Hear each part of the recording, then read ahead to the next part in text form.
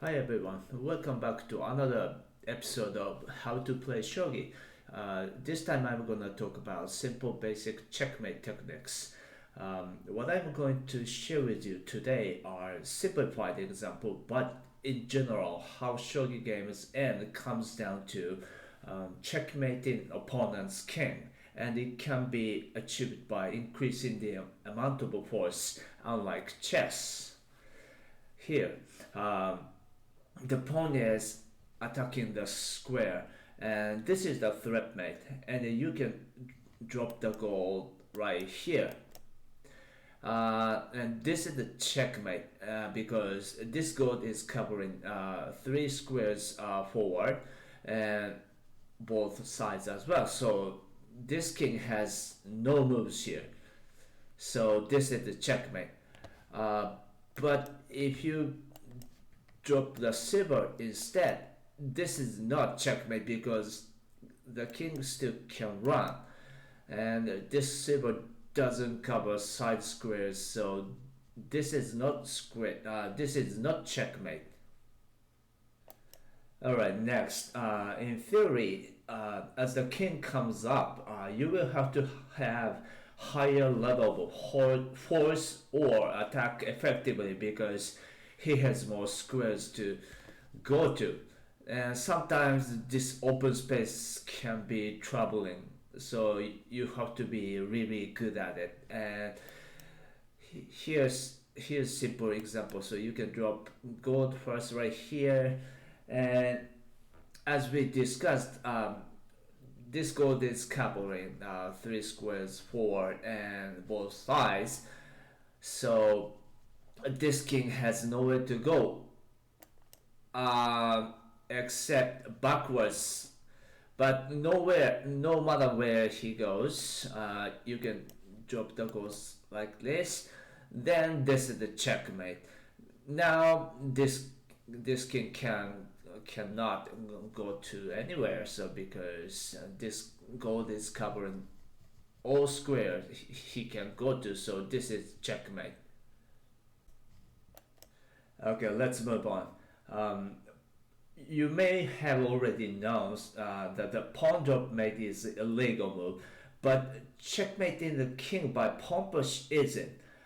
Instead of dropping pawn on 2-5, you can drop it on 2-6, and this is threat mate, and you can simply push the pawn forward next, and it's going to be checkmate.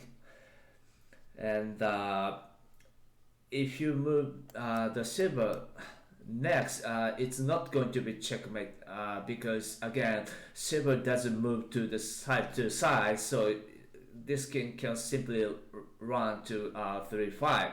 So in this position the pawn push is the correct move. Alright, move on. As we discussed, open space can be tough sometimes when it comes to checkmating the king, and you have to be able to take the advantage of its own pieces as obstacle. Here, gold to 5 is correct. This gold is covering this square, but he can't go farther because this pawn is blocking its path. And usually this is how endgames work. Alright, next. Usually you need at least two pieces coordinating with each other to checkmate the king, but there is also an exception when resources are pretty much limited. What would you do if you only got one dragon in a situation like this? Um, uh, Dragon 7-1 seems to be great, but this is not correct because he can simply run to 5-2.